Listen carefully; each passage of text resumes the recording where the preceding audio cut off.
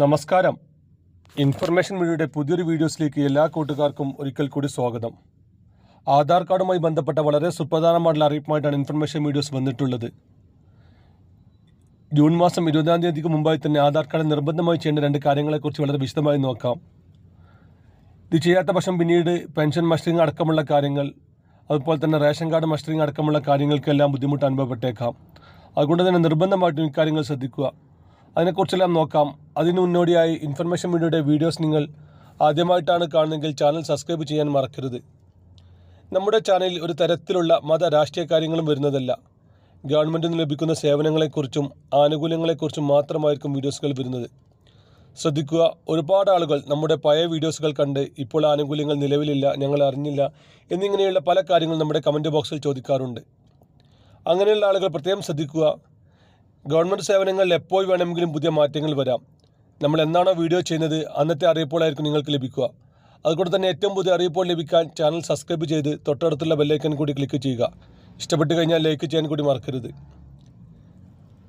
നമുക്കറിയാം, പെൻഷൻ ലഭിച്ചുകൊണ്ടിരിക്കുന്ന ആളുകൾക്ക് ഈ മാസം 20-ാം തീയതി മുതൽ പെൻഷൻ മസ്റ്ററിംഗ് തുടങ്ങുകയാണ്. അതുപോലെ തന്നെ കഴിഞ്ഞ വർഷം റേഷൻ കാർഡ് മസ്റ്ററിംഗ് ചെയ്യാത്ത ആളുകൾക്ക് നിർബന്ധമായിട്ട് ഇപ്പോൾ റേഷൻ കാർഡ് മസ്റ്ററിംഗ് ചെയ്യണം.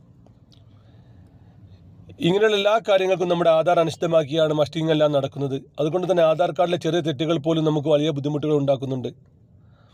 അതുപോലെ തന്നെ ശ്രദ്ധിക്കേണ്ട മറ്റൊരു വിഷയമാണ്, നമ്മുടെ ആധാർ കാർഡിലെ ചെറിയ തെറ്റുകൾ നമുക്ക് ഗവൺമെൻറ് പല സേവനങ്ങളും ലഭിക്കുന്നതിന് ബുദ്ധിമുട്ടുണ്ടാകുന്നുണ്ട്.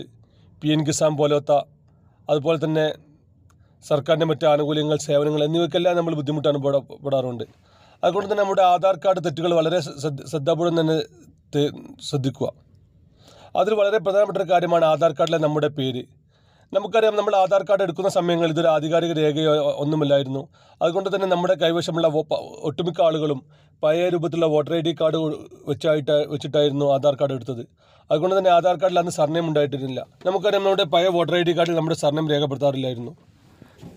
അതുപോലെ തന്നെ അതിൽ വയസ്സും രേഖപ്പെടുത്താറില്ല, വർഷം മാത്രമാണ് രേഖപ്പെടുത്താറ്. ഇത് രണ്ടും കൊണ്ട് തന്നെ ഒരുപാട് ആളുകളുടെ ആധാർ കാർഡിൽ ബുദ്ധിമുട്ടുകൾ അനുഭവപ്പെടുന്നുണ്ട്. പിന്നീട് പല ആവശ്യങ്ങൾക്കും നമ്മൾ ആധാർ കാർഡുമായി ചെല്ലുന്ന സമയങ്ങളിലാണ് ഈ ഒരു ബുദ്ധിമുട്ട് അനുഭവപ്പെടുന്നത്. അതുകൊണ്ട് തന്നെ നമ്മുടെ SLC ബുക്കിൽ എങ്ങനെയാണോ നമ്മുടെ പേരുള്ളത്, അല്ലെങ്കിൽ സ്കൂൾ സർട്ടിഫിക്കറ്റിൽ എങ്ങനെയാണോ നമ്മുടെ പേരുള്ളത്, അതുപോലെ തന്നെ നമ്മുടെ ആധാർ കാർഡിലും ആക്കാൻ നമ്മൾ ശ്രമിക്കുക. എങ്കിലൊരു പക്ഷേ നമുക്ക് ഒരുപാട് ബുദ്ധിമുട്ടുകൾ നമുക്ക് കുറഞ്ഞേക്കാം. അതുപോലെ തന്നെ നമ്മുടെ ഡേറ്റ് ഓഫ് ബർത്ത്, ഇതിൽ ശ്രദ്ധിക്കേണ്ട കാര്യം, ഇപ്പോഴും പഴയ രൂപത്തിലുള്ള ആധാർ കാർഡ് ഉപയോഗിക്കുന്ന ഒരുപാട് ആളുകളുണ്ട്. അങ്ങനെയുള്ള ആളുകളുടെ ആധാർ കാർഡിൽ ഇപ്പോഴും ജനനവർഷം മാത്രം രേഖപ്പെടുത്തിയിട്ടുള്ളത്, ഏത് മാസമാണെന്നോ ഏത് തീയതിയാണെന്നോ ഇപ്പോഴും രേഖപ്പെടുത്താത്ത ആധാർ കാർഡുകൾ ഉപയോഗിക്കുന്ന ഒരുപാട് ആളുകളുണ്ട്. അങ്ങനെയുള്ള ആളുകൾ ശ്രദ്ധിക്കുക, ചിലപ്പോൾ അവിടെ ആധാർ കാർഡിൽ ഡേറ്റ് ഓഫ് ബർത്ത് തെറ്റായിരിക്കും.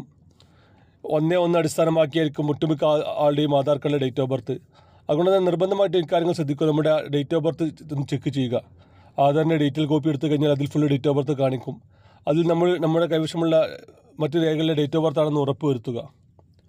അതുപോലെ തന്നെ ശ്രദ്ധിക്കേണ്ട മറ്റൊരു വിഷയമാണ് ആധാർ കാർഡിലെ മൊബൈൽ നമ്പർ. ഒരുപാട് ആളുകൾ ഇപ്പോൾ മൊബൈൽ നമ്പർ ലിങ്ക് ചെയ്തിട്ടുണ്ട്. PN കിസാൻ, അതുപോലെ തന്നെ പെൻഷൻ, മറ്റ് പല കാര്യങ്ങൾക്കും വേണ്ടി നമ്മൾ ആധാറിൽ മൊബൈൽ നമ്പർ ലിങ്ക് ചെയ്തതിന് ശേഷം ആ നമ്പർ ഉപയോഗിക്കുന്ന ഒരുപാട് ആളുകളുണ്ട്. അതിൽ ഒളിഞ്ഞിരിക്കുന്ന ഒരുപാട് ചതികളുമുണ്ട്. നമ്മൾ ശ്രദ്ധിക്കേണ്ട ഒരു കാര്യമാണ്, അതിലേക്ക് വരുന്ന OTP ഒരു കാരണവശാലും നമുക്ക് അറിയാത്ത ഒരാൾക്ക് പറഞ്ഞു കൊടുക്കരുത്. നമ്മുടെ അക്കൗണ്ടിലുള്ള പണം കൈകാര്യം ചെയ്യാൻ വരെ ആ OTPക്ക് സാധിക്കുന്നുണ്ട്. അതുപോലെ തന്നെ നമ്മുടെ ഫോണിലേക്ക് വരുന്ന മറ്റ് OTPകളും ഒരു കാരണവശാലും നമുക്ക് പരിചയമില്ലാത്ത ഒരാൾക്ക് നമ്മൾ കൈവശം കൊടുക്കരുത്. നമ്മൾ എന്തെങ്കിലും കാര്യങ്ങൾക്ക് നമ്മൾ അക്ഷയ കേന്ദ്രങ്ങൾ ചെല്ലുകയാണെങ്കിൽ നമുക്ക് വിശ്വാസമുള്ള അക്ഷയ കേന്ദ്രങ്ങൾ മാത്രം ചെല്ലുക.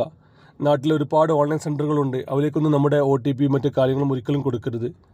നമുക്കറിയാം, ആ വരുന്ന OTPയിൽ നമ്മുടെ പണം എടുക്കാനും അതുപോലെ തന്നെ നമ്മുടെ അക്കൗണ്ടിലെ നോമിനിയെ മാറ്റാനും ഒരുപാട് കാര്യങ്ങൾക്ക് ആ OTPയുടെ സാധിക്കും. അതുകൊണ്ട് തന്നെ ഇങ്ങനെയുള്ള OTP കാര്യങ്ങൾ ഒരു കാരണവശാലും അവർക്ക് നൽകരുത്. അതുപോലെ തന്നെ ശ്രദ്ധിക്കേണ്ട മറ്റൊരു വിഷയമാണ് ആധാർ കാർഡിലെ അഡ്രസ്സ്. നമ്മളിപ്പോൾ താമസിക്കുന്ന സ്ഥലത്തെ അഡ്രസ്സാണ് നമ്മൾ ഉറപ്പുവരുത്തുക. 6 മാസത്തിലധികമായി നമ്മളൊരു സ്ഥലത്ത് താമസിക്കുന്നുണ്ടെങ്കിൽ നമ്മുടെ അഡ്രസ്സ് അതായിരിക്കും. അതുകൊണ്ട് തന്നെ അഡ്രസ്സിലേക്ക് മാറാനും ശ്രമിക്കുക. വീഡിയോ ഇഷ്ടപ്പെട്ടെന്ന് കരുതുന്നു. ഇതുപോലത്തെ ഇൻഫോർമേറ്റീവ് വീഡിയോ ലഭിക്കാൻ ചാനൽ സബ്സ്ക്രൈബ് ചെയ്ത് മറ്റു കൂട്ടുകാരിലേക്ക് ഷെയർ ചെയ്ത് കൊടുക്കുക. നമുക്കൊരു പുതിയ വീഡിയോസുമായി കാണാം. അതുവരേക്കും എല്ലാ കൂട്ടുകാർക്കും നന്ദി, നമസ്കാരം.